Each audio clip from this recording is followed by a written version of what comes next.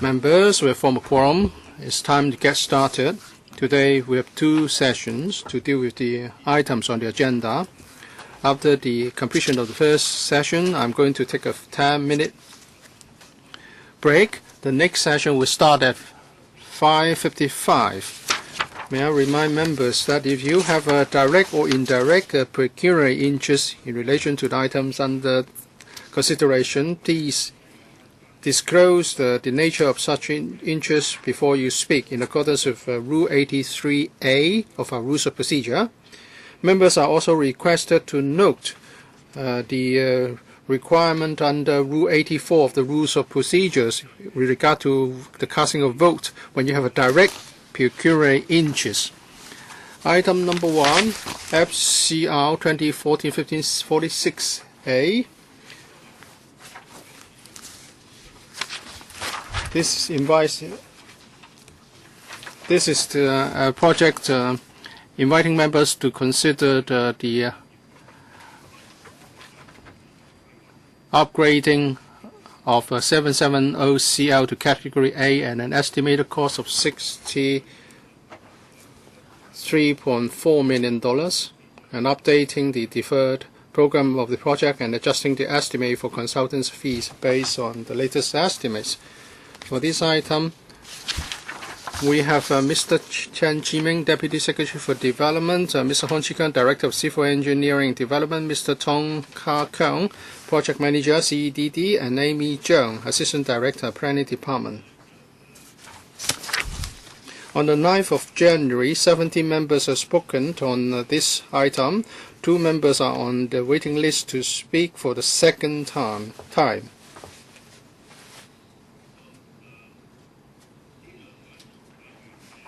And they are, in the speaking order, Ms. Sid Ho and Dr. Fernando Zhang. Mr. James Tin for the first round. Thank you, Chairman. The Liberal Party supports this item. For this Hong Kong-Zhuhai-Macau Bridge is based on the concept that you allow vehicles from Macau and Zhuhai, Guangdong province to enjoy easy access to Hong Kong. And also in terms of logistics, we are also talking about container trucks on top of private vehicles. I have been asking this question for many years, and that is the parking facilities. Where would these vehicles be parked? Or where they can make a stop? If you do not provide facilities properly, well, then I don't think anyone would like to turn this into a white elephant. You are asking for $60-odd million. Have you given thought to such issues? Are you going to come again for different items? I don't know why in some cases you have sort of divided up the project into different items. For example, customs facilities. And what about car parking facilities? Are we going to have a car park here in Hong Kong, or is it going to be located somewhere in Macau or Zhuhai? Hong Kong is already suffering from traffic congestion. Hong Kong people have strong views about inbound tourists coming to Hong Kong and clog up our streets. I'm not saying that they are not good drivers, and Macau is smaller than Hong Kong. What about our vehicles, Hong Kong vehicles, going to Macau, and there's no car park provided? I just don't see this in the item in the paper. And well, if you don't provide the facilities, the commissioning of the bridge may be deferred indefinitely. So what are you going to do, given that you haven't mentioned anything about car parking facilities? Mr. Horn? Well, this item is about the artificial island to be developed, 130 hectares, and we're talking about enabling the commercial and other developments for economic activities on top of the boundary facilities. Once the Hong Kong-Zhuhai-Macau Bridge is up and running, then of course the vehicles can go anywhere. As regards what arrangements will be made for the vehicles coming and going and where they will be parked, I believe the THB, Transport and Housing Bureau, is working on this, and we are talking about the rules and regulations of the three places. There's a joint study group of the three places to look at how such arrangements can be provided. I believe in due course the Transport and Housing Bureau will come back to explain things to members. When? Well, we don't have a timetable. I'll have to take this up with the THB. But anyway, it's not directly related to the item under consideration. But if we continue to divide up the same project into different items,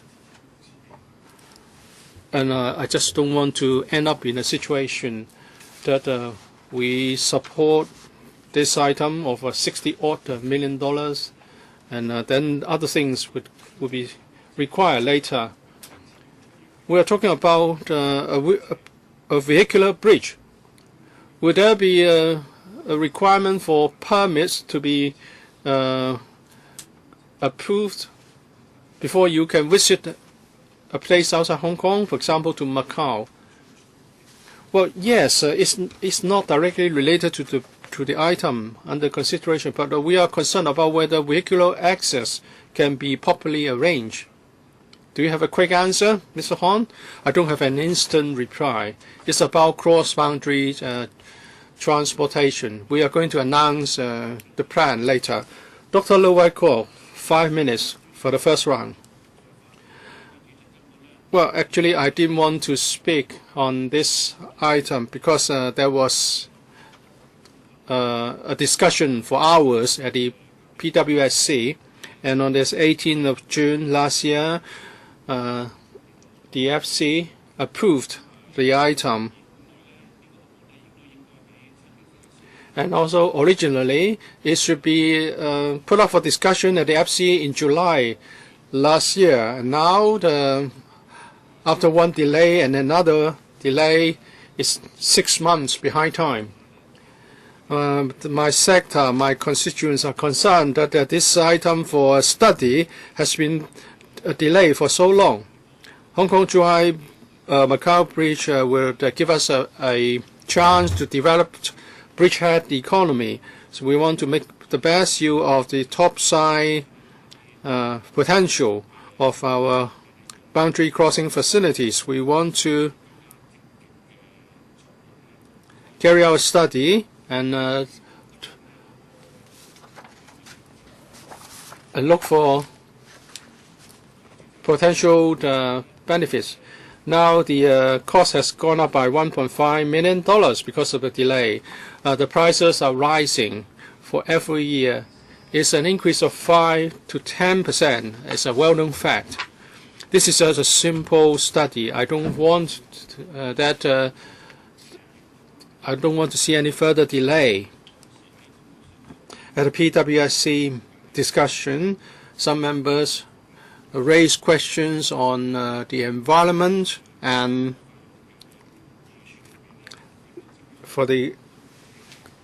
within the estimate of some $10 million, a big part will be spent on environmental assessment. For such forward-looking studies or for projects already being built, I think all engineers should look at the environmental impact as a natural part of their job. So I just don't want to spend any more time. I just want to say that my colleagues at the BPA and I myself support the project. Well, I suppose we don't need any reply. Mr. Wu Chi-wai, 5 minutes. Earlier, when this item was discussed at the development panel and also the PWSC, questions were raised about the future economic activities in the west part of the Pearl River Delta. Because I don't have any information, I'm not asking any question on this because you would just say that this is covered by the current proposed study. Would like to explore the prospect of the economic development in West Pearl River Delta. Please let us have more information. This morning at the transport panel, we discussed another issue, and that is on the island for the boundary crossing facilities. There will be immigration facilities and building structures. Would there be coordination between the two projects?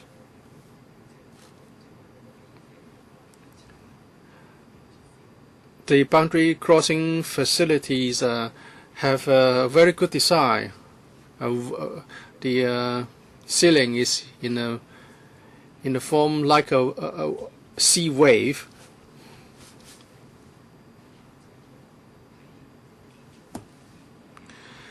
Are we going to this time confine ourselves to the space outside building structures as well as underground space? And also, can you tell us that in relation to this study, this proposed study, how is it related to the item we discussed this morning, and that is the boundary crossing facilities on the island? Is there proper coordination between the two projects? We want to make sure that this is the case, otherwise we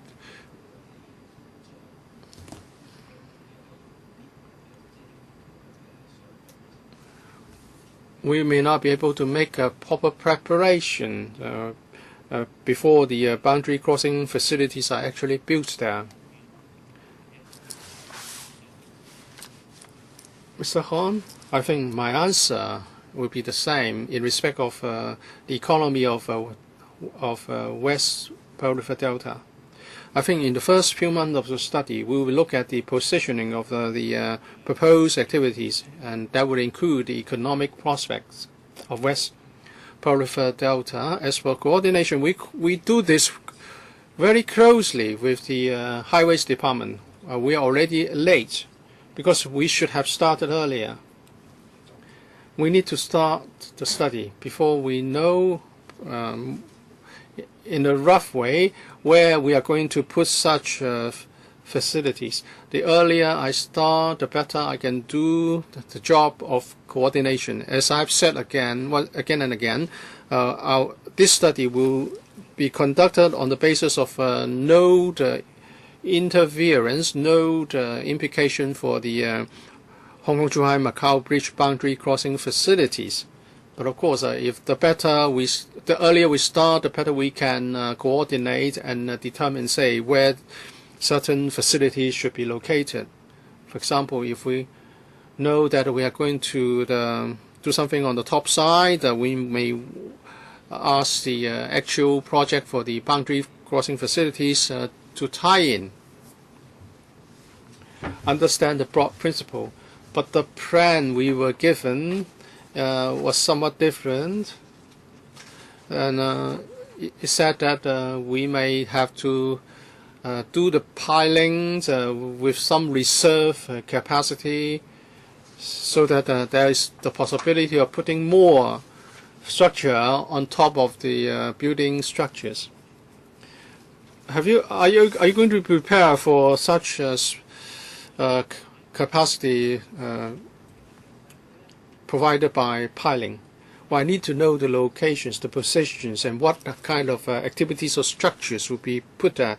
That's why I'm anxious that this study should start as early as possible.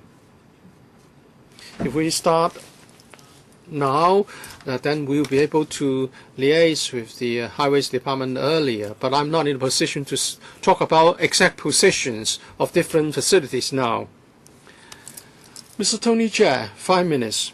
Of course, I support this proposed study on planning and engineering and how we can make the best use of the land and the underground space.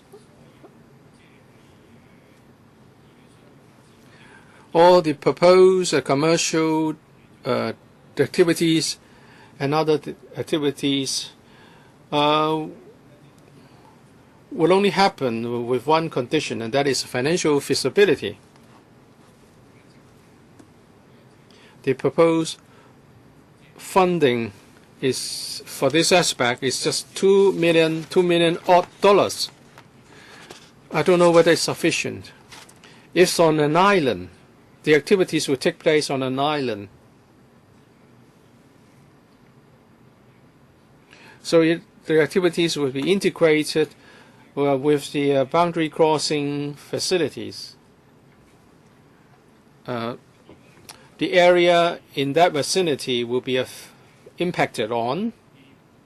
If you are not just targeting tourists, or if you are going to allow local people to use the facilities, then that's the question of transportation, and the viability will be seriously affected.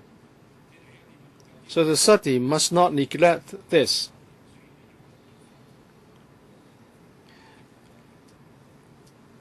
You have to make sure that it's part of the boundary crossing facility island, but you have to make sure that the land or space is utilized in the best way. So, Mr. Horn, please elaborate.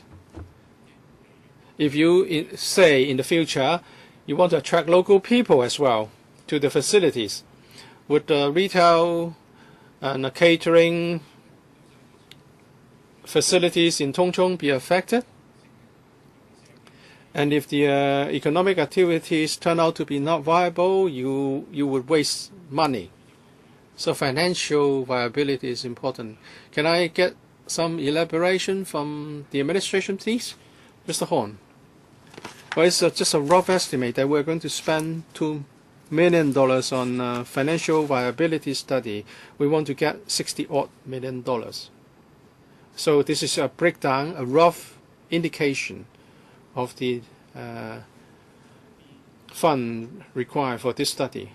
We're just looking at, we're not just looking at this island itself, but also the implication for Tung Chung, Siu Ho Wan, Sunny Bay, and also there is going to be new developments, expo facilities for the airport island. And I believe such facilities will not be just open to tourists. Local people should also be able to enjoy the use of them. The total sum price for is $60 odd. We'll look at how much should be spent on financial viability study. Commuting to the island is going to be costly. Look at the fare for a trip to Tung Chung. So in the future, commuting to islands would certainly involve a consideration of transport fare. That will be covered. First round, 5 minutes. Thank you, Chairman. Well, for this item, it's an application for funds for carrying out a detailed study to ascertain the feasibility of proposed commercial development at the Hong Kong-Zhuhai-Macau Bridge Artificial Island. Now, when we look at it from the perspective of Hong Kong-Guangdong relationship,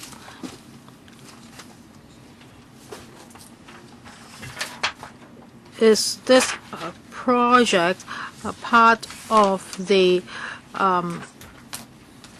livelihood zone between Hong Kong and Guangdong, and it has to do with the 12th five-year plan and is going to be part of the 13th five-year plan. The government didn't really give us a concrete answer. They say that they adopt an open attitude. Now they just are seeking funding for a study. And for other economic activities, even columbarium was talked about. So I would really want to get a concrete answer from the government. Now you are carrying out a detailed study. What's the purpose? What's the goal? Our members have made a lot of comments, but it seems that you are going to screen them all out and you just want to cater for the needs of mainland travelers. Is this the true nature of this project? Is this what's in the mind of the government? Well, if that is the case, I think we can just save the $60 million. Can the government tell us clearly? Chairman, last time I gave you a clear explanation. Well, for the Hong Kong-Zhuhai-Macau Bridge, or HZMB, and the boundary crossing facilities, BCF Island. Well, actually, we will be also developing the airport island. And if you go to Macau or Zhuhai, after the construction of the HZMB, it will take only 1 hour. And if you go to the towns and villages on the west bank of the Pearl River, it will just take you 3 hours. So this is a huge opportunity for development. And we are talking about an area of 130 hectares. Of course, there are a number of restrictions, for example, air pollution restrictions and building height restrictions. We do not have enough supply, so we would not give up any opportunity. This is a very good location and is very close to the airport island. So it would be a very good place for the development of bridgehead economy. Last time, I also talked about airports and other places, and they have similar developments and which are very successful. We haven't made any concrete decision yet, but we are saying that there will be commercial developments and other economic activities at the BCF Island. So after getting the funding, we can have a more concrete positioning. I think you are just repeating the answers you gave to members at the last meeting. Well, we only have one government, Chairman. In June 2014, the government gave a paper to the Strategic Development Committee, and here it says that the government will carry out a study to ascertain the feasibility of the proposed commercial developments on the BCF Island. And these commercial developments would be about mainland travelers. So I think you can tell us more frankly. It is all for mainland travelers. So for development principles, I think there are several areas where we'll make full use of this place, and it will be a place for bridgehead economy. Yes, indeed, travelers will be coming. So can this island be fully used so that there can also be other economic activities on it? Well, we'll definitely cater for the needs of both Hong Kong people and mainland travelers. This will be the major development principle in the future. And also it is located in a very good position, so we think that this is a good opportunity. Well, we want to know what will be included in the study. Will the 12th five-year plan, the 13th five-year plan of China be taken into consideration? These facilities will cater for the needs of the mainland travelers. Is that the case? These are the principles. The consultants will be looking at all this. I have told you the principles earlier. If you want to ask other questions, please press the button again. Next, Mr. Yu Siwing, 3 minutes. Well, for the airport authority, I've heard that earlier you haven't had a lot of communication with it.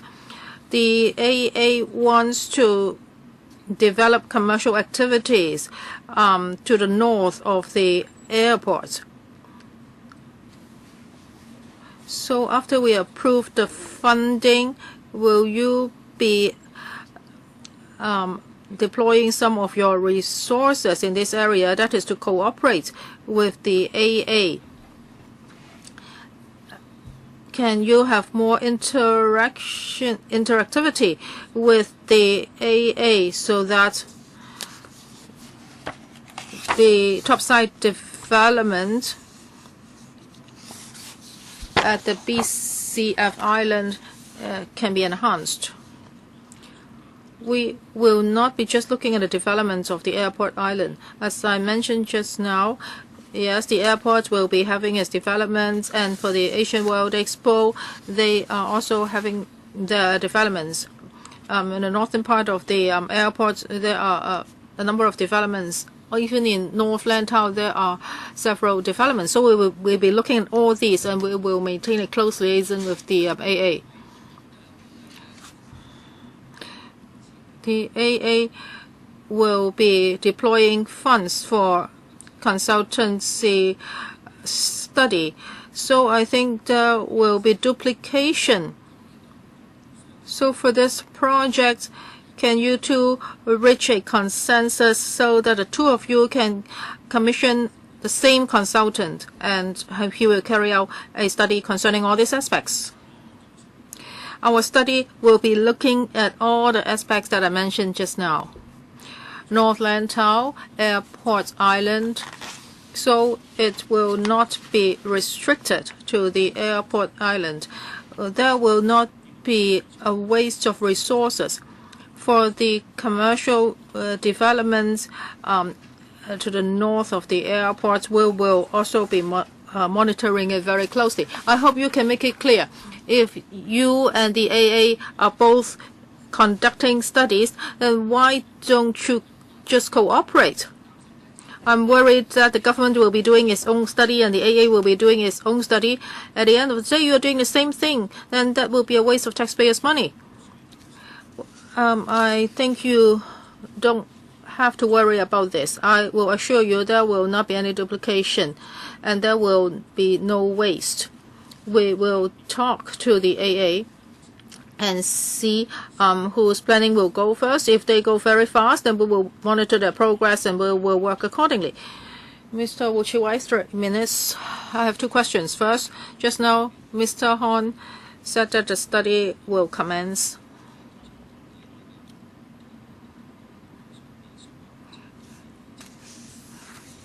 And it may not tie in with the development of the top side of the island. So for the BCF island topside development, it may become a restrictions for the study. And also in the study, you are not just going to look at Guangdong province or Pearl River Delta, or look at the travelers coming to Hong Kong. You also try to find out whether the island can be used for other purposes. For example, can a columbarium be built there? So these will be included in a study, or will you just look at a big direction and these developments will only be secondary? Well, for the restriction you talked about, I think you are talking about the construction works that are being carried out on the island right now. Well, I've said just now the major principle is not to affect the construction of the bridge.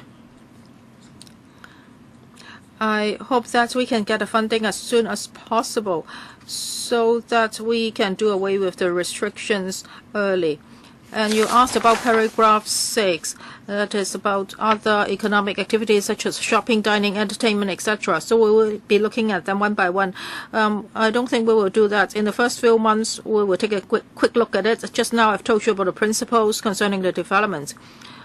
So we will be looking at the grand direction.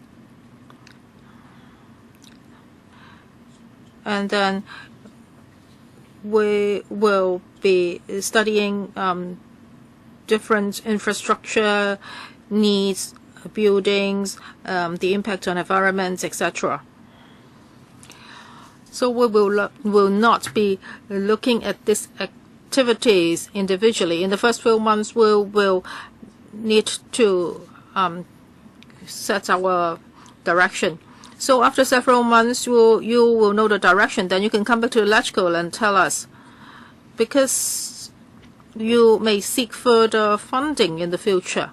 I don't know how long it will take. So if after the first 3 months you can already identify a direction, then please come back and tell us. I think we will go to the relevance panel and make a report in due course. Dr. Chen Ka-lok, 3 minutes. Well, you are a civil servant, so I'm not going to criticize you. I think you are just executing what you are told. Well, just now I was reading out the Strategic Development Committee report. It was published in June 2014. At that time, the government already had a very clear position. Either you are pretending you do not know or you are ignorant. Well, what I read out just now was right. Well, for this island, there will be commercial activities, and such activities have to cater for the needs of mainland travelers. So this is the position.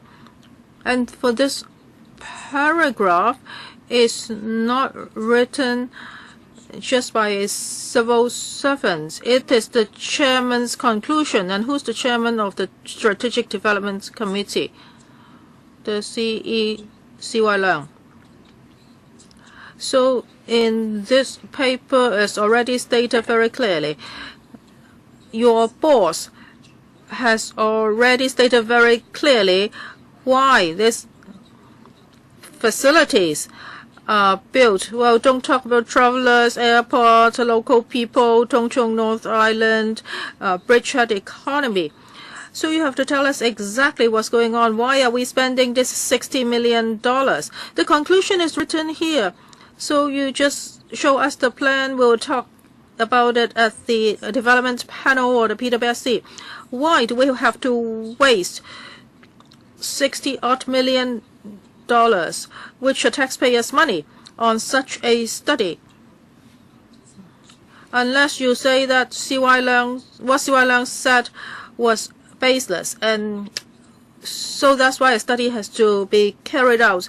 Maybe his statement would be negative after the study. So what exactly do you want the money for? I do not have that paper with me. I'm not blaming you, so I cannot make a comment on it. I've told you the principles. Now, we've looked at the geography is at a very good location, so there will be bridgehead economy developed there. Of course, we'll cater for the needs of travelers, and also it would be another major site for economic development. At the same time, we will cater for the needs of Hong Kong people. They can also make use of these facilities. These are our principles. Last week,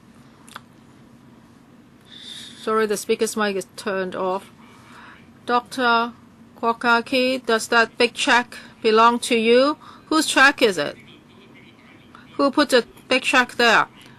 I do not see the seats. You didn't put the check there? Can you remove it?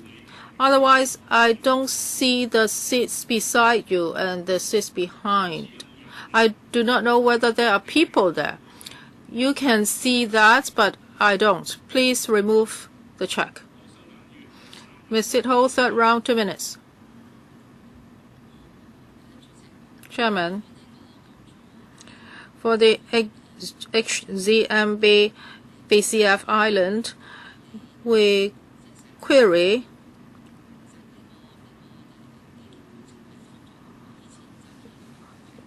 why the government suddenly wants to conduct a consultancy study.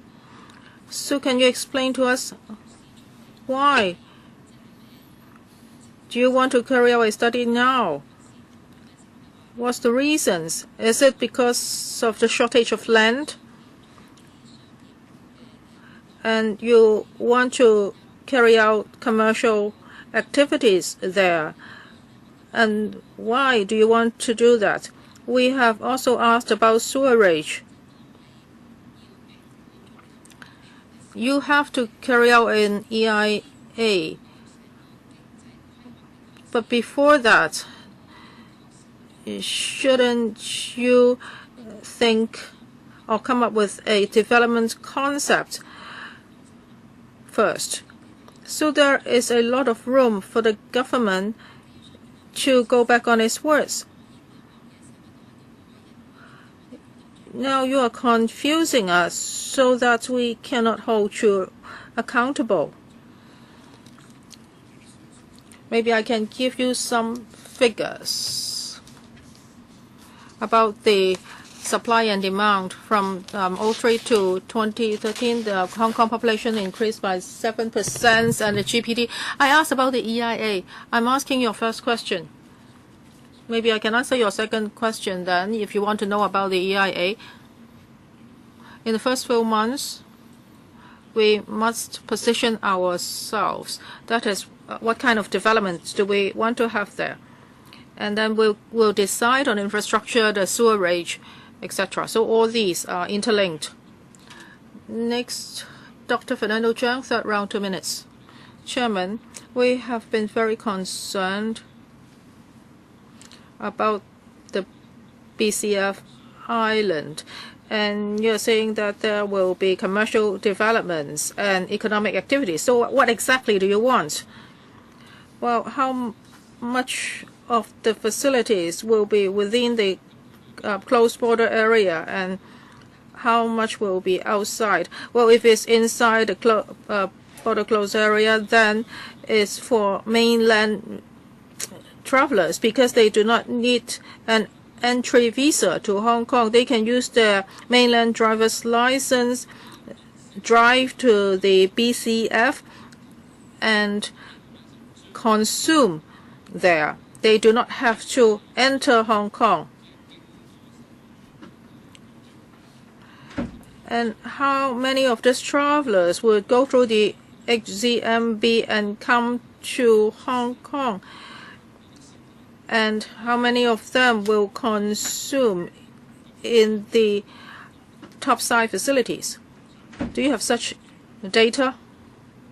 As for the artificial island, well, part of it will be within the border closed area. Some of it will be outside that area. I cannot tell you how much of the economic activities will be carried out within and without. We need funding to carry out a detailed study before I can give you the figures. So now you have absolutely no idea. You're going to develop this place.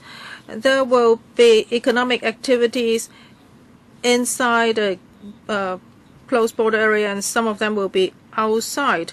So you don't know anything now. The consultant will decide on this, right?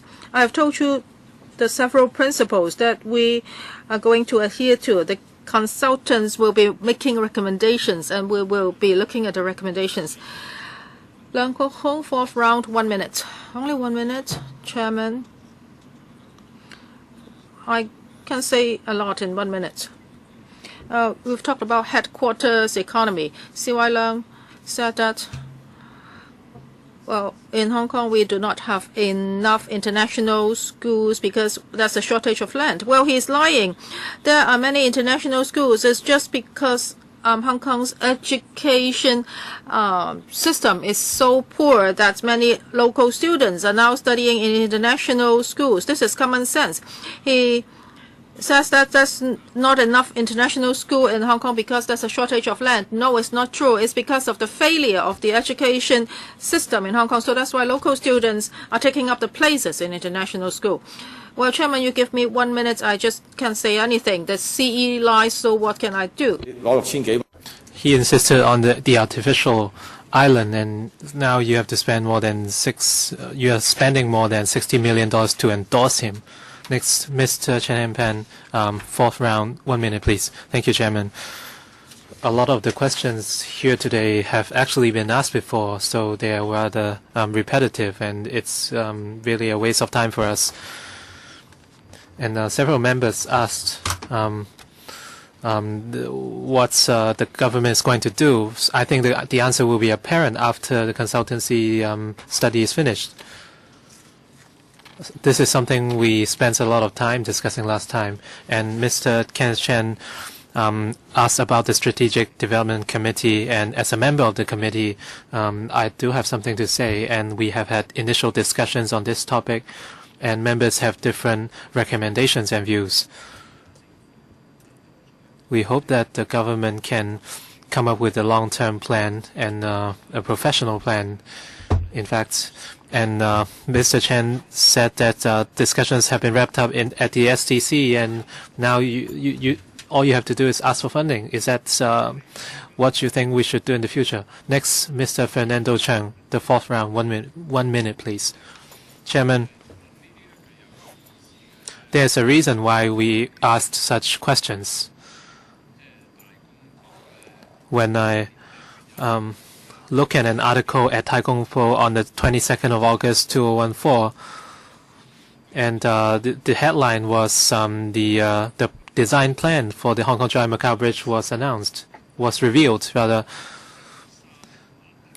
and the areas span the lands span different areas, and in the restricted area they are mainly catering and entertainment facilities, and outside of that area 5 plots of land are set aside for hotel development.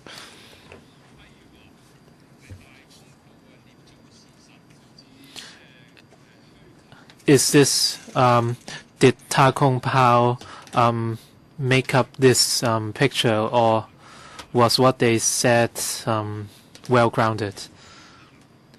Please allow some time for them to respond next time.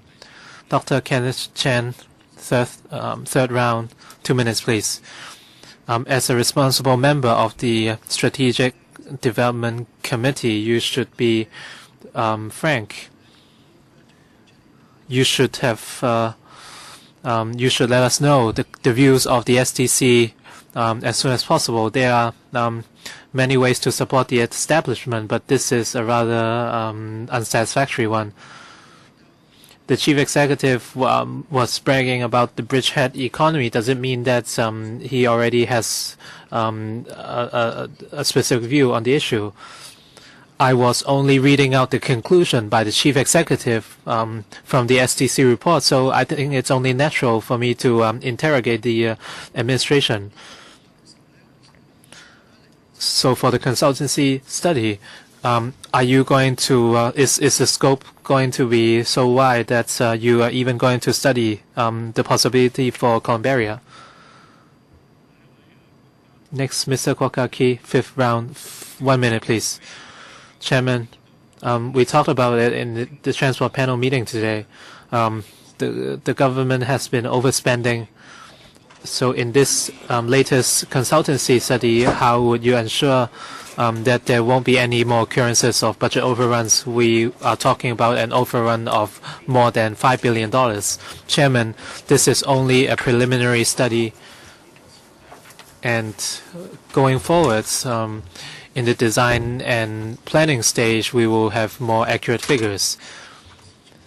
And every budget must reflect the market situation. So going forward, after the consultancy study is finished, after we identify the sites, we will delve into the designs. And at that time, we will look at the market prices in order to derive reasonable estimates in order to control the budgets.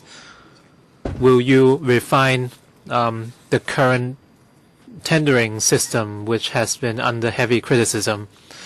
I'm not sure what criticisms you were referring to, because reviews for the tendering process has been underway. Next, Mr. Fernando Cheung, the fifth round. 1 minute, please. Please let him address it. I forgot his question. I used 1 minute to ask my question. Do you want me to repeat myself?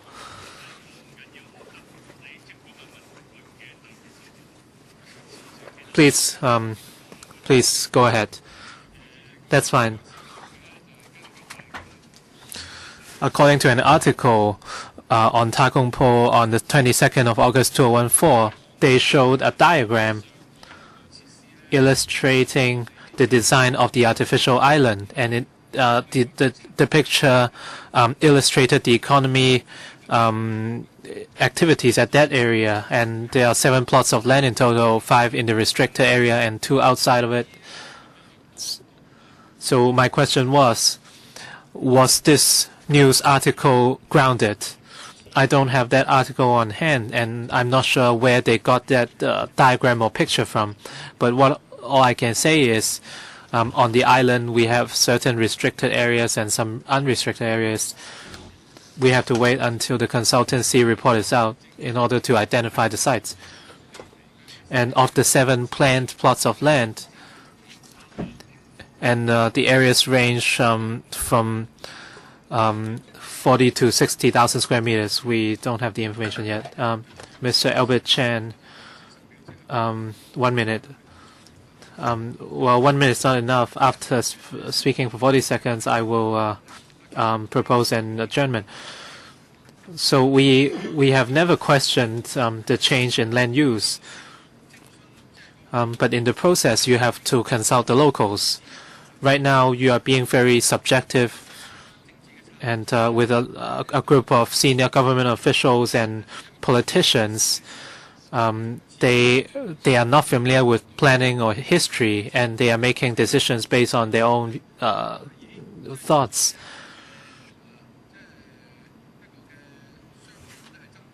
And they want to build a shopping center for mainland tourists. This is about political stance, and this has nothing to do with planning. So according to Rule 39 of the Rule of Ordinance, I propose an adjournment to discussions of this item, and he proposed the adjourning the discussions for FCR 2014-215-46A, and the members may speak, but they cannot go over the specified time. And I recommend each member to speak for no more than 3 minutes. Please press the button or raise your hands if you wish to speak. Mr. Albert Chen.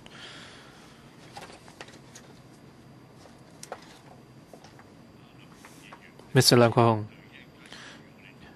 you can object to the proposal after the voting is done. Mr. Albert Chen. Chairman, in the past, some government land were rezoned into residential use, and some shipyards were converted into commercial residential centers. So such changes are necessary. And for the land in Tung Chung, originally it was an issue on reclamation, and this was an issue we were concerned about because it has to do with the survival of dolphins and sustainability of dolphins in Hong Kong.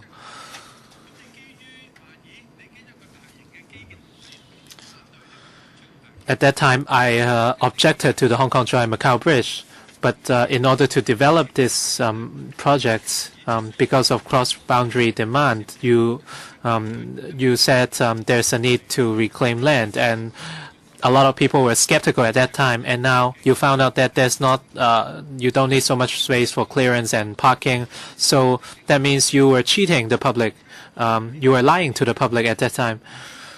So you have to justify why you had such proposal at that time. You reserved a lot of space for trucks, but now you're saying that it's no longer necessary. So you have to justify yourself. And if you want to use the land for specific uses, as I mentioned many times, the area is located. A lot of aircrafts would fly over that area, and we have a lot of not air pollution. And experts pointed out that when a 747 aircraft takes off, the amount of exhaust would be equal to 5,000 trucks.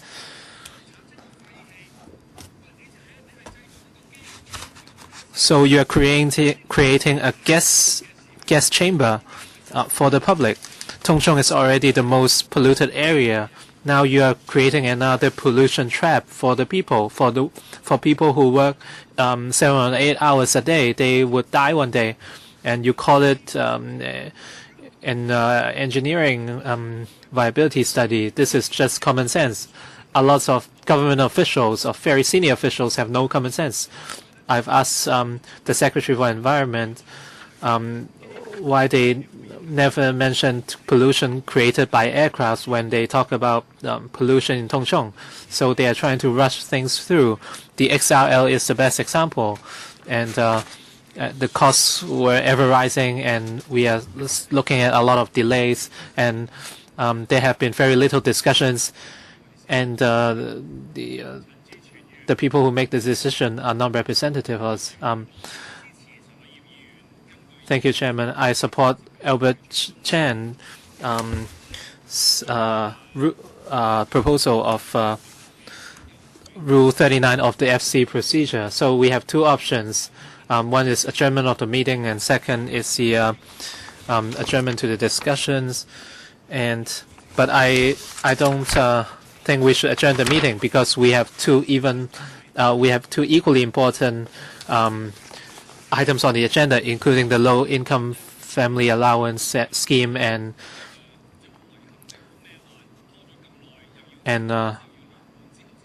the Chief Secretary said it was regretful that we had to wait such a long time until the money falls into the hands of the needy. So we can see that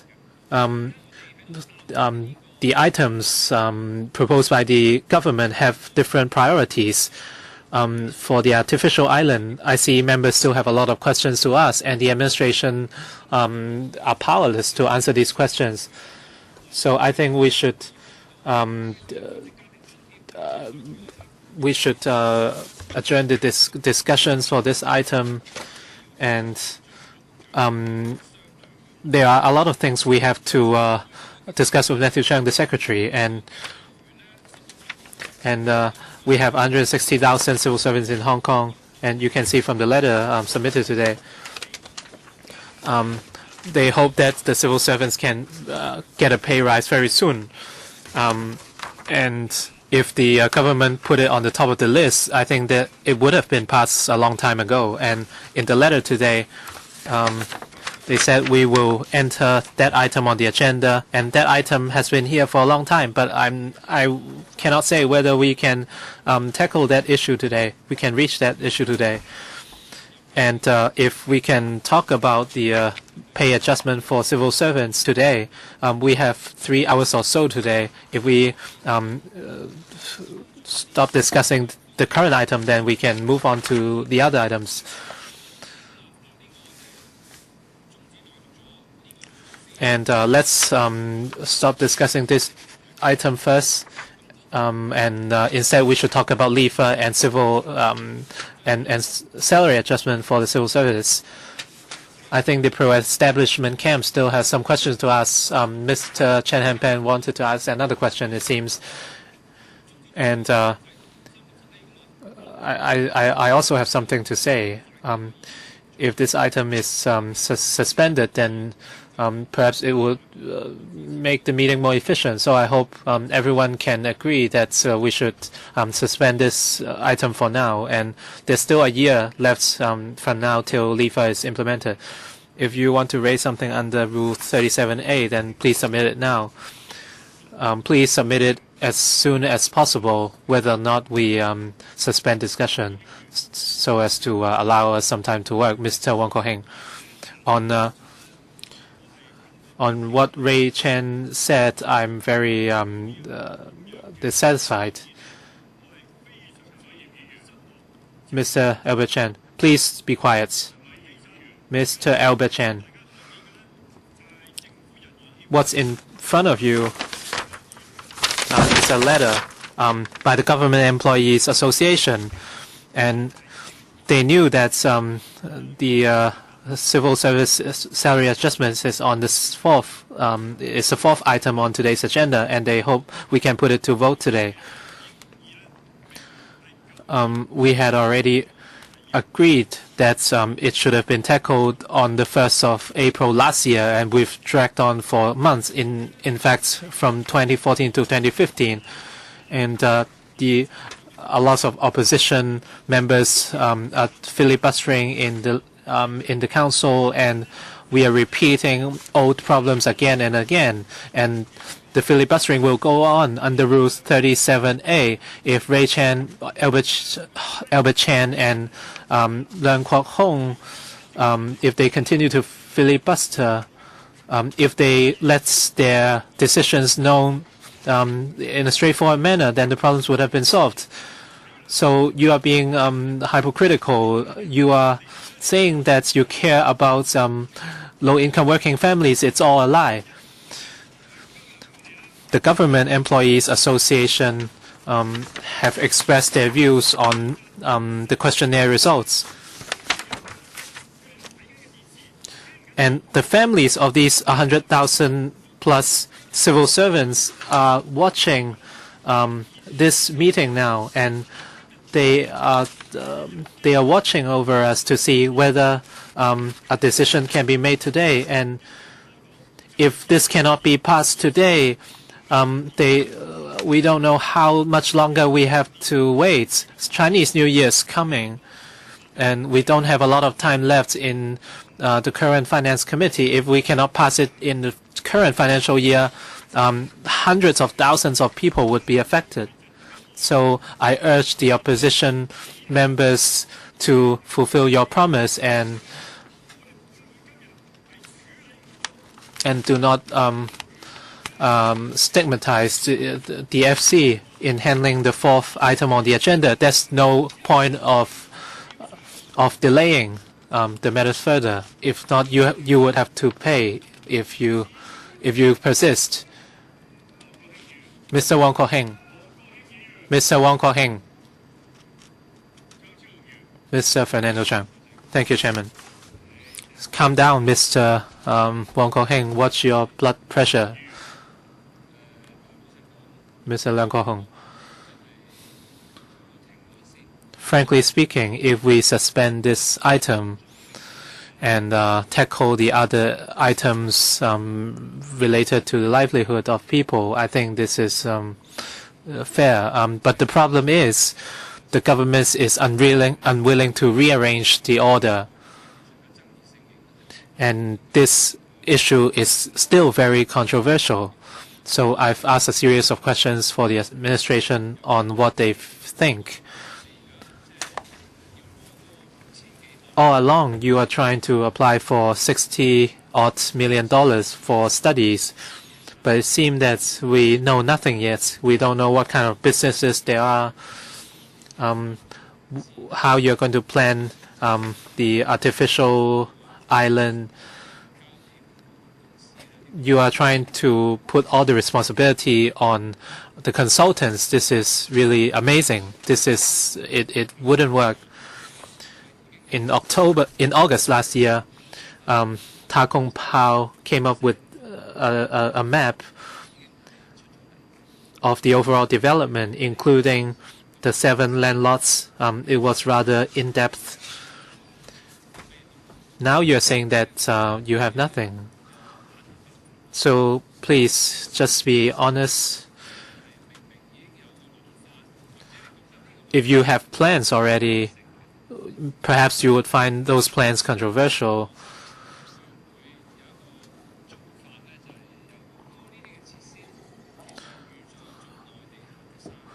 a lot of these facilities are geared for mainland tourists, and they wouldn't have to obtain a visa, and they can still use various services in Hong Kong without a visa. So they can spend money here. I know this idea is controversial. There's an article written by Mr. Lai Guangdak saying that this sort of bridgehead economy may become a concession, like an economic concession. And also, is the usage of the bridge as projected? People are concerned that you are providing these facilities to attract some people, mainland visitors, that is, to come to Hong Kong and have access to such services without the need of an entry visa. So you should let people know. Don't try to hide anything. Mr. Leung Kwok Hong, but this Government Employees Association is a union affiliated with the FTU. Why didn't you write a letter to ask the administration to change the order of the different items? Why didn't you ask Mr. Tommy Cheung to change the order? Mr. Wong Kok Heng, if you continue like this, well, actually the GEA, Government Employees Association, is an FTU union. Did you ask Mr. Tommy Cheung to change the order of our discussion items? Did you ask the officials to do the same? And now you're accusing us as the wrongdoer. Well, you moved to a new address for the sake of fooling the constituents. What other members would do this? In Anti-West, you would say Anti-West is my home, and then you go to Hong Kong Island. Are you going to go back to go to another district next time? So FTU refuses to write to anyone in authority. Have you written to me to ask me to allow the items to be approved? And you accuse people as the wrongdoer when you are the wrongdoer. The FTU has all the responsibility to say on behalf, to ask the administration and Mr. Tommy Cheung to change the order of the items on the agenda on behalf of their unions. Did you do it? If you didn't do it, admit it. Well, I have done it. I openly asked the officials and Mr. Tommy Cheung to do it. They won't listen to me. That's not what I want to. That's nothing I can do. Well, if you have a letter, you should send me the letter. And you just try to play tricks. You should just do a better job. You can use a WhatsApp to put up your request. Where are you going to move next time? I'm going to pursue you. You haven't done your job. Even if I'm filibustering, I do my job properly. Did you attend our meetings? Where did you go for your lunch? Toilets? Did you write? Did you write in? Did you talk about this over tea with them?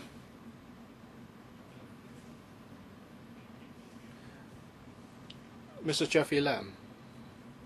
Well, actually, the points have been repeated and repeated again. There are items, FC items, for the committee to consider. They're all livelihood related. It's not that some are related to livelihood, as Dr. Fernando Cheung puts it. But what Mr. Tommy Cheung thinks is a livelihood-related item is not. I hope that the FC would balance the interests of different social strata and views on different sectors. We shouldn't deal with item because someone yells that it should be handled first. And I agree with Dr. Fernando Cheung. I hope he would not be doing something different from what he has said. He said that there's a report from Wen Hui Bao. So he should just believe reports carried by Wen Hui Bao and not by the Apple Daily.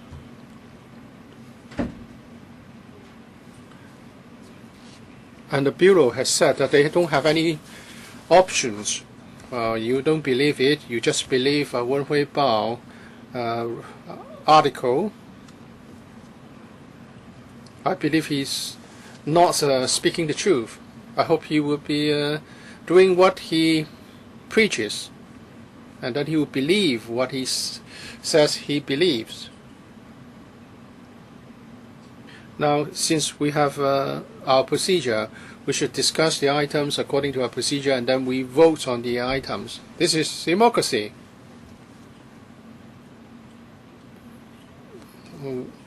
It's not democracy when you want to do certain things and not do some other things. We can put the item to a vote, and then we would come to a fair and reasonable decision. We have been wasting time on motions of adjournment like these. This is not fair to the taxpayers, because the time spent is money spent by taxpayer. Then next we are going to consider the civil service pay adjustment item.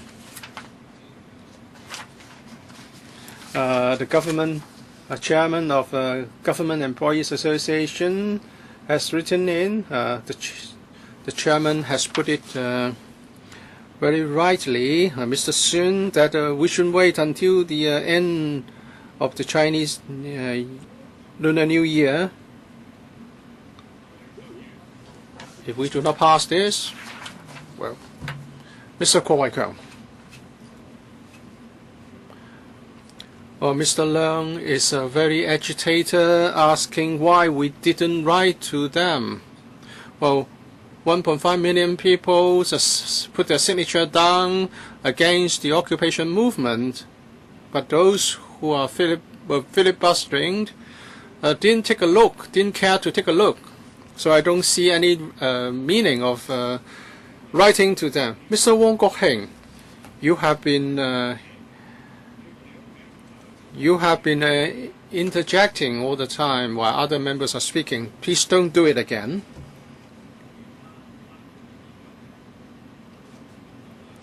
Mr. Leung Kok Hong and other members who joined the filibustering did something we all know. They just invented different motions. They want a report on when plaster or how the incinerator will handle plaster, and so on and so forth. Well, they talk about controversies, but they are not controversial at all. They just want to slow down the process. They want to drag Hong Kong along in the downward spiral. All other issues raised are just excuses. I did phone the CSB over this. If civil servants had to get the new pay before the Lunar New Year, today is the deadline, because they need 2 weekends to verify the accounts. That is to say, if the new pay has to be credited before the Lunar New Year, we have to approve it today.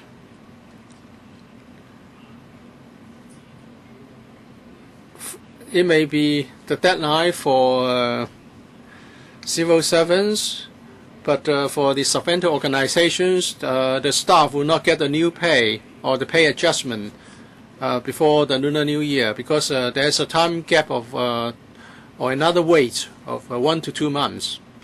So in essence, you have you've actually make it impossible for subvented organizations to get the pay adjustment. So let's complete our discussion today. Don't drag our feet anymore. Let's get let the civil service get the back pay before the Lunar New Year. Well, after we have spoken, if they have reacted very strongly, that means that we have make valid points. They would either laugh for no good reasons, or they just leave. We are here to serve the Hong Kong. We may have different views. Don't be emotional. Don't act like a crazy person and criticize the government. Don't think that people will be scared off. People will know that behind the scary look, you have a timid mind. And don't just vent your emotion on other members. I resolutely object to any more adjournment motions. It's time to make a decision. This is just a planning study. We can conduct various studies. Whether we should do something or not is another issue. If you consider the interests of civil servants or other sectors, we should do it. I'm not in favor of changing the order of our items, because some members will only consider their own political interests. They would like to get some items approved but not some other items. But the government should look at the overall planning for the community, the long-term needs for development. I believe that we should trust the government in deciding the order instead of putting this in the hands of members, because once this is allowed, it's going to have wide and far-reaching implications. I've explained this time and again. Please don't do it again. Please give some peaceful time to civil servants. They would like to get the new adjusted pay, and many employees of NGOs are expecting the same. I know that it's going to have a retrospective effect on civil service pay, but I don't know whether that would apply to employees of NGOs or subvented organizations. It would affect your votes. I'm from the functional constituency. It won't affect my votes. And there are kind-hearted pan-democrats. They would like to do something good for the community, but the same cannot be said of the radicals. We should do what we should do. Chairman, let me say that I am absolutely against this adjournment motion. We all have a vote. Let's decide by referring to a vote. We're going to do what is required to be done. It's not for the sake of votes. There is a principle at stake. The government has the duty to decide the order of items. We have said time and again that we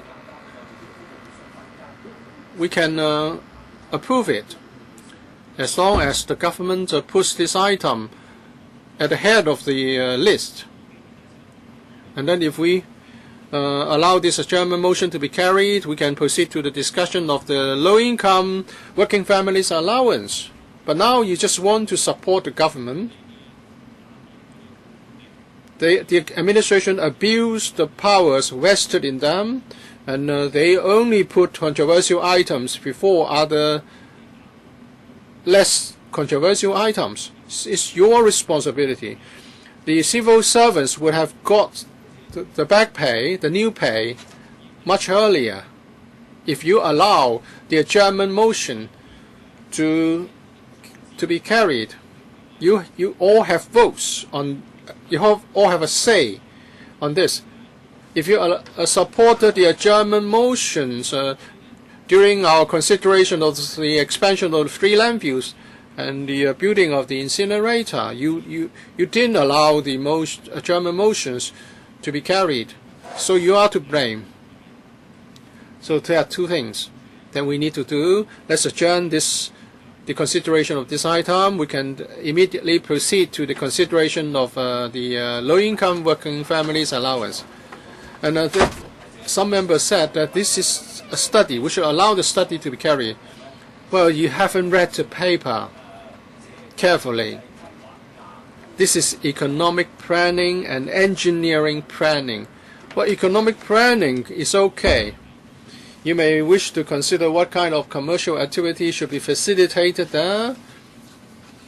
And they are now saying that they would like also look at planning and engineering on top of commercial activities. Let's say in the future they are going to build a columbarium there. The pro-establishment members may say that no, that shouldn't be the case, but you have approved the funding for the study. If you do not allow the columbarium to be built, the money spent on the engineering study would have been wasted. Well, they are not going to do the study themselves. The study will be commissioned and contract out. So we shouldn't mix up the two aspects. Other members? Does other member wish to speak? If no members want to speak, do we have anything from the administration in response? I'd like to clarify a point in response to Mr. Albert Chan, and that is about the reclamation. The reclaimed land is for the boundary crossing facilities. This item, the current item, is not about doing more reclamations. So we are just considering how the land and the underground space should be utilized. And in this study, we are going to look carefully at air pollution implication. And if necessary, we are going to do an EIA. This is not a project for residential development. We will look very carefully at the EIA. Dr. Fernando Zhang query why we haven't considered any relevant factors. Well, yes, we have. That's why we know that potentially there will be 3 million square feet of a space to be made available, but we don't have the details. We need to get the funding so that a study can be carried out, so that we can position the future direction, and then we will know what kind of infrastructure facilities should be carried out, and whether there will be the need to conduct an EIA. So all these factors are interrelated. Actually, this project has been delayed for at least 6 months.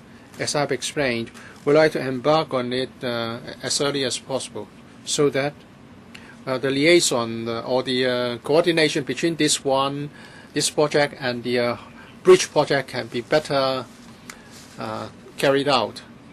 Mr. Pachan, I didn't talk about any new reclamation. I said you ask for the money for the reclamation. You talk about the need to provide space for trucks and for other facilities. Now you have surplus space for other activities. So you did wrong in the initial planning, and that's why you have come up with surplus land. The reclamations, the scale of reclamation shouldn't have been so big. And as a result, you have affected the dolphins' ecology and habitat. You haven't explained why this has been the case, and now you want money for another study to see whether you can establish a big commercial or shopping facility. So you lied in the past.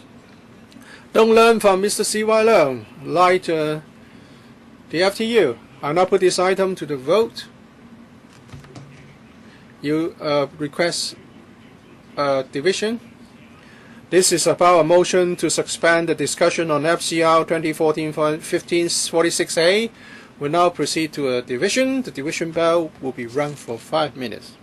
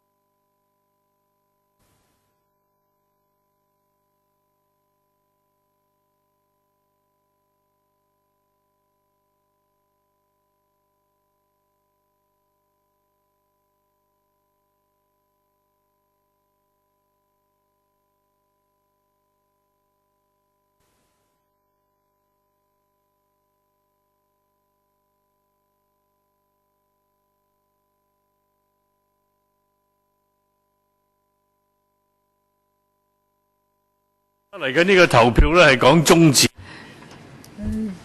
voting is about suspending the discussion of this item.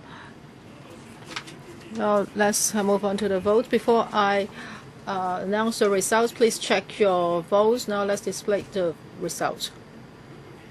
17 for 33 against.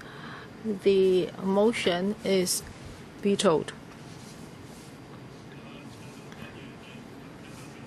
Mr. Chen Hanban, fifth round, 1 minute. Chairman, just now, Dr. Chen Kalok said that I'm a member of the Strategic Development Committee, and he said that I wasn't honest. But I've never imagined that someone will take a Strategic Development Committee paper and show it here and think it's the final decision. Well, some members say that they are always being misled. I think if they are misled so easily, they shouldn't be legislators. Next, Mr. Leung Kwok Hong, fifth round, 1 minute. I will not be misled by people. This officer says that it's not a residential development. Hotels and shopping malls will be built there. So I would like to ask you this. How about air pollution? Would the polluted air ask you, oh, are you living here or are you just having fun here? If you're just having fun here, then I would not make you feel bad when you breathe in the air. So do you think the shoppers there will not be subject to the air pollution? If that is the case, who will go consume there? Chen Hanbang, I think this is really ridiculous. Don't argue just for argument's sake. I want to ask you, what kind of scientific measures can you have in place so that the air pollution would not harm the shoppers? Mr. Albert Chen.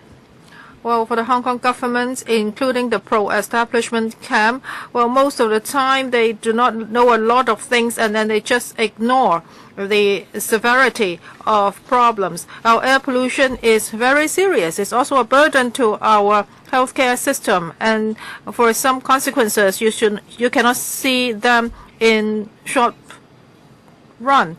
So Tung Chung air pollution is very serious, and the noise pollution is also serious. I'm talking about Tung Chung.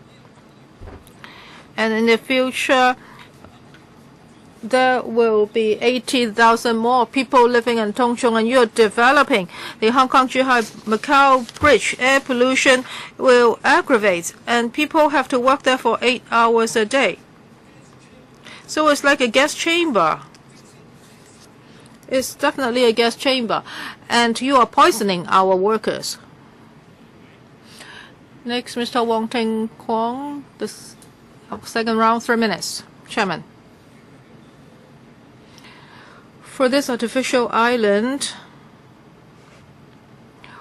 I think the opposition camp should be more cool-headed. Well, look at our airport. Look at the commercial activities there.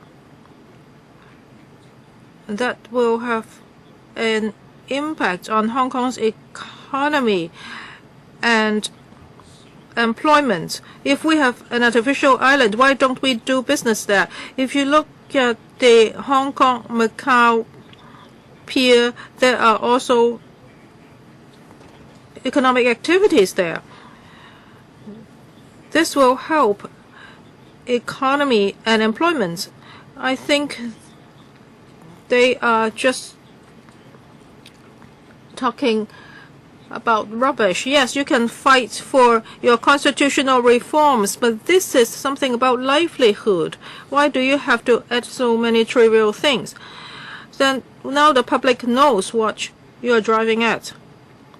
Next, Mr. Leung Kwok Hong, fifth round, sixth round, 1 minute. The great C.Y. Leung said that if we cannot have headquarters economy, there are 3 problems. First, talents. Second, education. Third, air quality.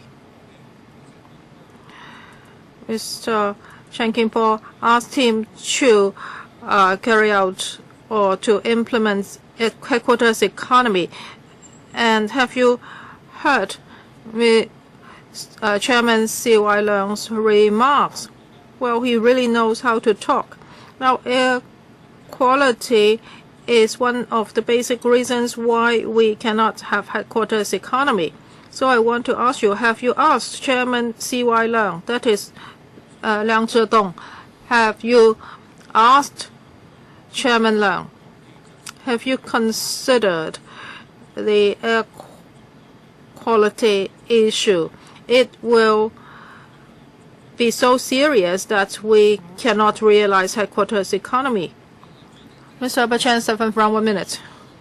Chairman, for Mr. Wong Ting Kwang's response, I welcome that, but you have to answer the questions. I'm asking about planning and air pollution. No matter whether it's government officials or the pro-establishment camp, even though you support this project, you have never been able to answer this question concerning pollution. You are so ignorant. In other overseas cities, they know very well how airplanes will bring about air pollution.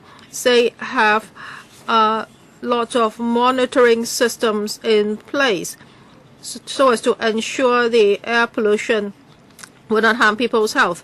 Well, I just got figures for year 2012, but not 2013 and 2014. A lot of people, including tourists, will be subject to the harm brought about by air pollution. Dr. Fernando Cheung, 1 minute. Chairman, well, for this artificial island, it has an area of over 100 hectares and a 3 million square meter catering and shopping facility to be built. However, for the commercial zone in the north of the airport island, it also has a huge area. Last October, the hotel tendering exercise was suddenly shelved. There are still other areas for the development of entertainment and dining.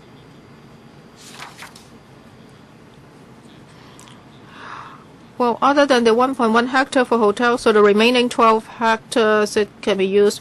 Sorry, the mic is off. Next, Mr. Leung Kwok Hong. 7th round. I want to ask Wong Ting Kwang's questions. We keep on developing, and at Qianhai, we've encountered major difficulties already. As for the Qianhai land, only Hong Kong businessmen would buy them. For the Shanghai trade zone, after a year, the supply exceeds the demand. So this is a white elephant project. You spend money on it, but nothing's developed there. Didn't you say that the Shanghai Free Trade Zone will bring about prosperity? Will people invest in Qianhai now? And I don't know what will happen to the loop. Dr. Fernando Cheung made a very correct remark. The lands have been sunbathing for a long time. So can anyone answer the question concerning Qianhai? Dr. Fernando Cheung, 1 minute. I haven't finished my question. What I mean is that now on the airport island, there are still many sites that have not been used. But on the artificial island, you will be building the same thing. Hotels, entertainment, dining facilities. So would that mean overdevelopment? And these facilities will become white elephant. I will not be worrying about that. the demand has been increasing and the supply cannot catch up, so we will not give up any opportunity. So for the North Commercial District on Airport Island, yes, I understand that they are planning. And for us, if we can find sites, we will continue to develop. Well, the Asia World Expo has been commissioned for 10 years and is always underused. Mr. Leung Kwok-hong, 8th round, 1 minute. Well, for the pro-establishment camp, you are not familiar with Chairman Xi's policies. Now he's clamping down on corruption and vice activities. And look at Macau. Of course, Macau is not like us. Well, Mr. Xi or President Xi is very serious about the crackdown on corruption. So where do the tourists come from? Would foreign visitors go to China and then drive to Hong Kong through the Hong Kong-Zhuhai-Macau bridge? No, we are talking about mainland travelers who will be big spenders here. Well, Malta was a very expensive alcohol, and now the price has dropped by 50%. The corrupt government officials made the price hike. Does anyone else would like to speak?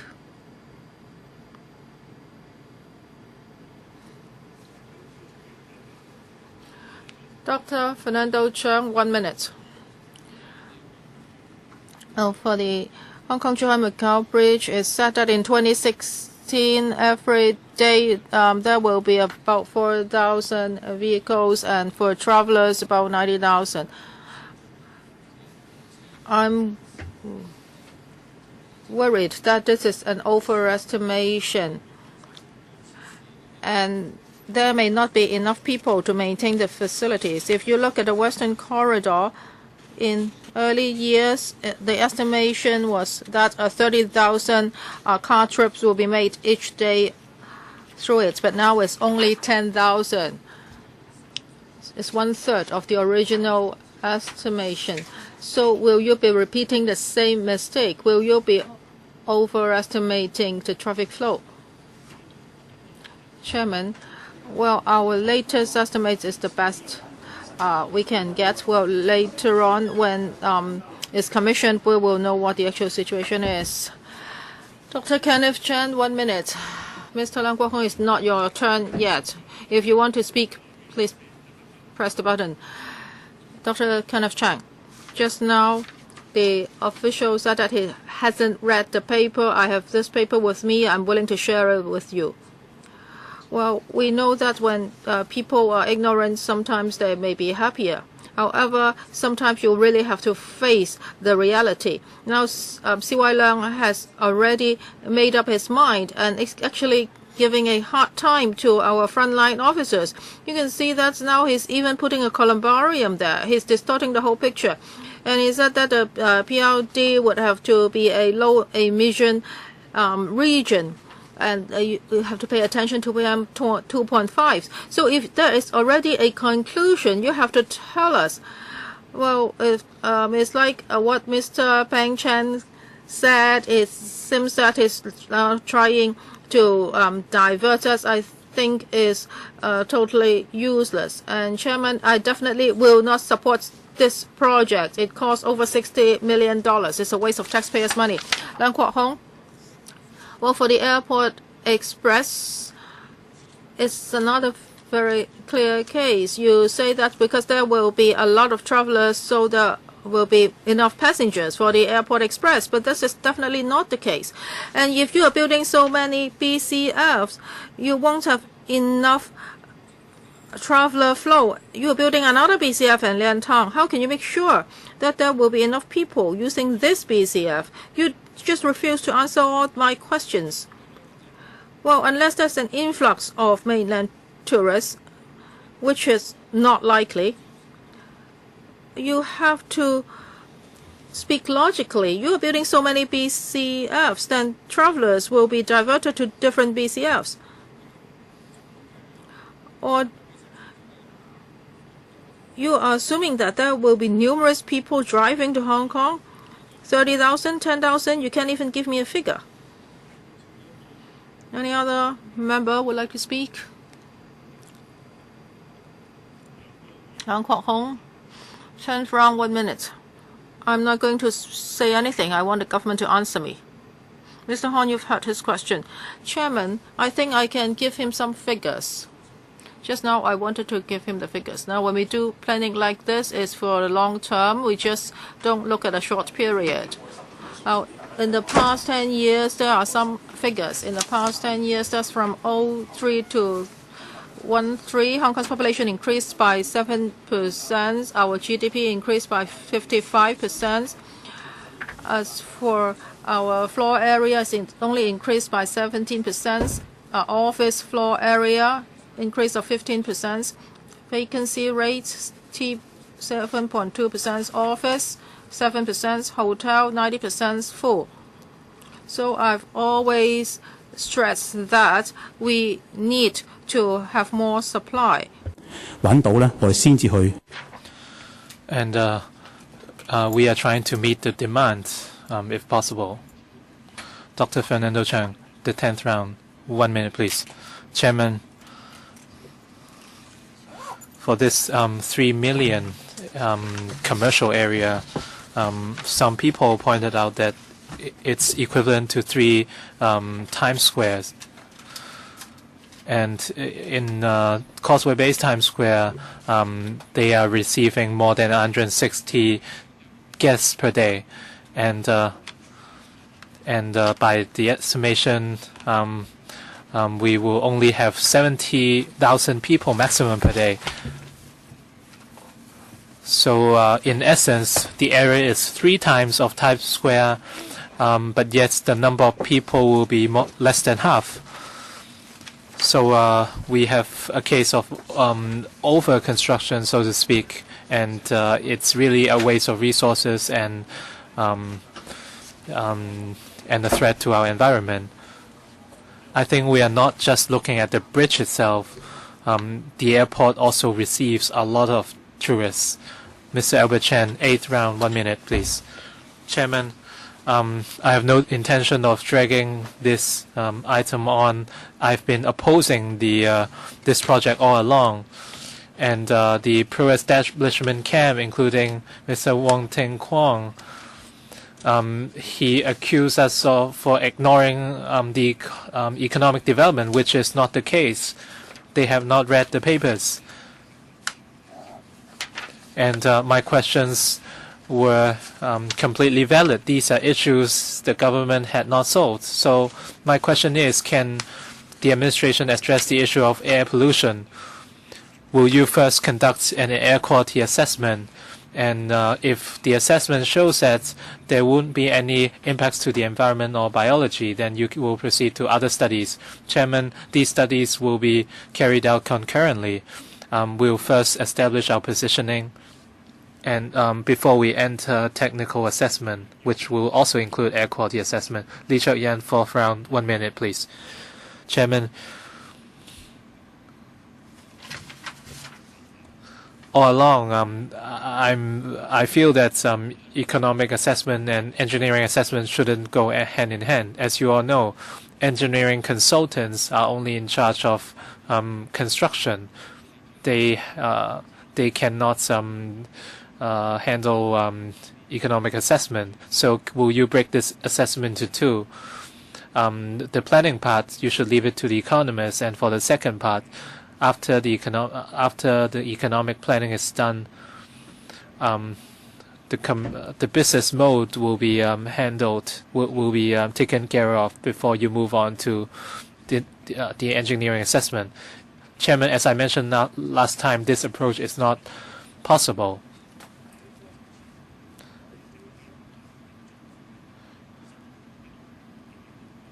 The economic assessment will actually affect the environmental assessment, so they must be done hand in hand. Mr. Leung Kwok Hong, 1 minute.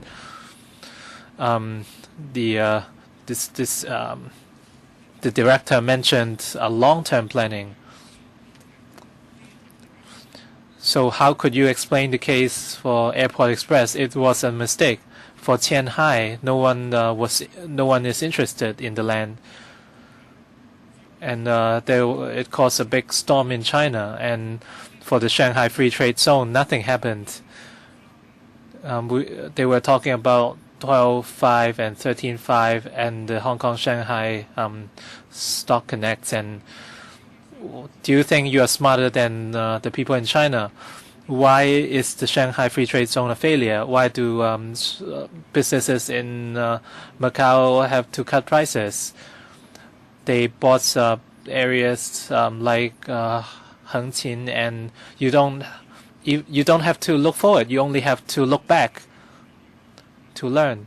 Do any more members want to speak on this item? If not, we were just notified that it's time to wrap up, and the FC received 25 motions on Rule 37A. And since these motions are all related to each other, we will put these motions into votes. And we agree Mr. Ray Chan's motions raised under Rule 37A of the FC procedure.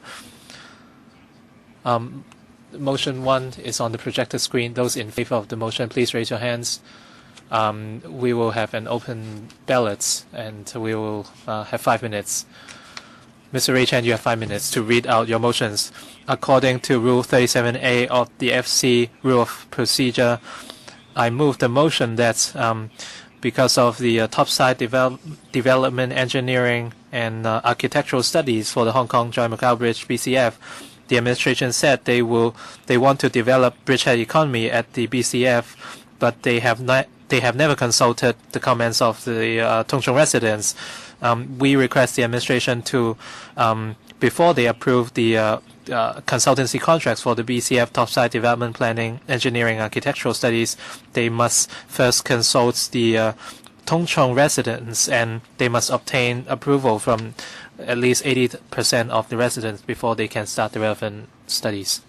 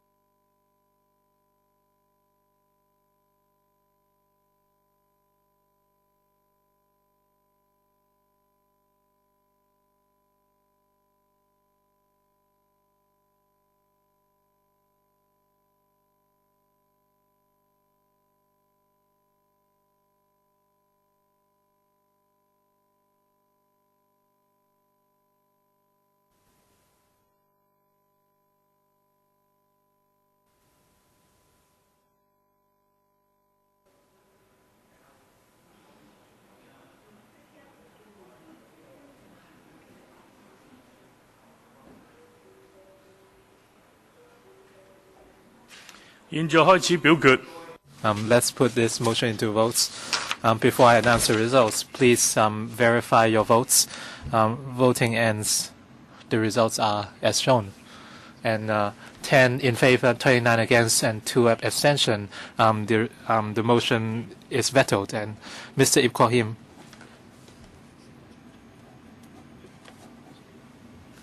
And according to Rule 37A, I request members to cast their votes within a minute. And the motion moved by Mr. Ip Kwok Him has been passed. Do any members wish to speak?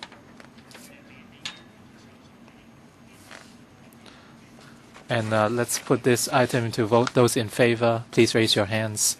Those against, please raise your hands. I think most members are in favor, so the motion is passed. Mr. Ray Chan.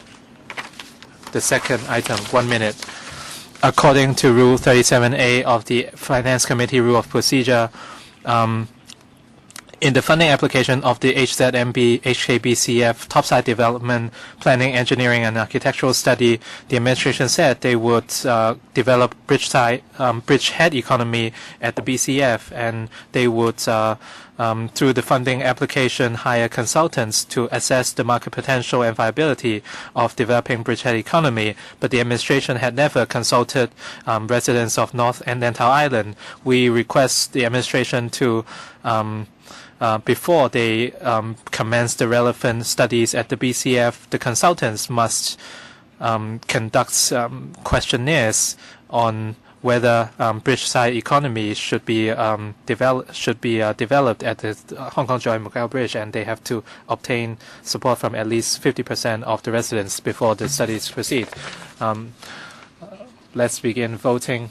Before I announce the results, please verify your votes, and voting stops, and the results are as follows, and 26 are against, and the motion is negated and is negatived. According to Rule 47A of the FC Rule of Procedure, since in the funding application for the Hong Kong Joy Macau Bridge HKBCF topside development studies, the administration said they want to develop bridgehead economy at the BCF, but the administration never explained the impacts to air quality of Tung Chung. So we request that before the relevant studies are conducted, the consultants must study the impacts of the BCF bridgehead economy development on the air quality of Tung Chung to make sure that the development would not further worsen the air quality in Tung Chung.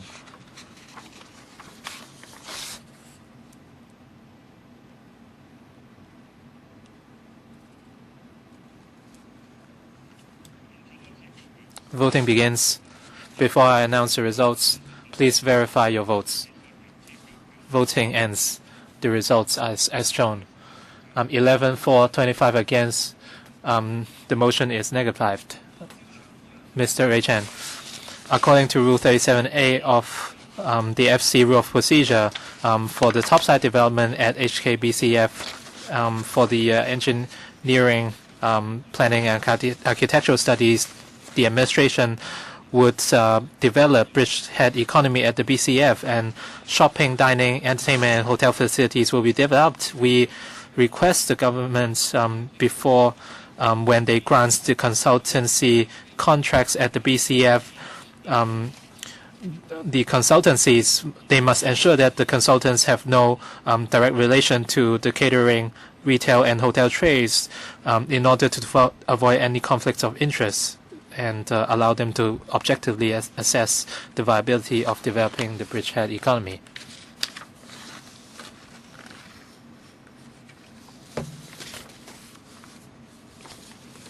Voting begins. Before I announce the results, members, please verify your votes. Voting ends. The results are as shown. 9 in favor, 26 against. The motion is negatived. Mr. Ray Chan. Thank you, Chairman. According to Rule 37A of the FC Rule of Procedure, due to the development of the HKBCF and the planning, engineering, and architectural study, the administration said they would develop bridgehead economy at the BCF.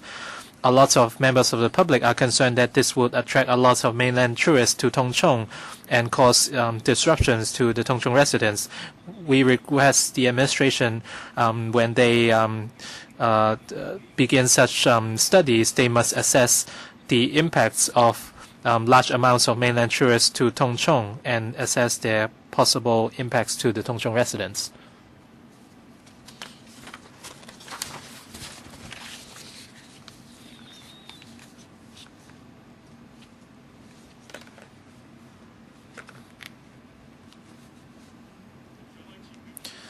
Voting begins.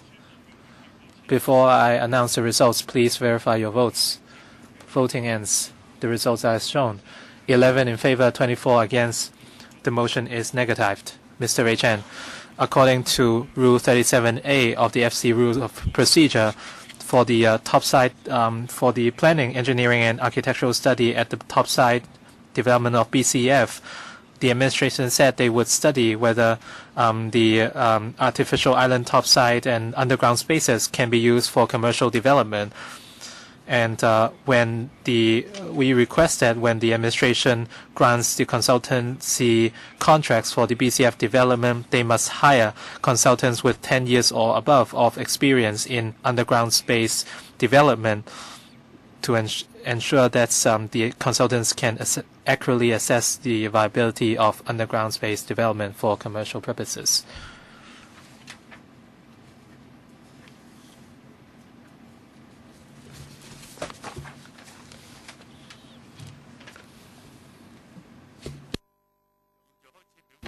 Voting begins. Before I announce the results, please verify your votes. Voting ends. The results are as shown. 10 in favor, 21 against. The motion is negatived. Mr. Ray Chen. According to Rule 37A of the FC Rule of Procedure, I move the motion that for the planning, engineering, and architectural study of the HKBCF topside development, the administration said they would study the possibility of developing bridgehead economy at the BCF, and they would set up a new outline zoning plan. And however, in the urban planning process, despite objections by most members of the public, if the administration still proceeds with the outline zoning plan, they must promise to, during the consultation phase, if most of the comments received were against the plan, the administration would revoke the relevant zoning plan.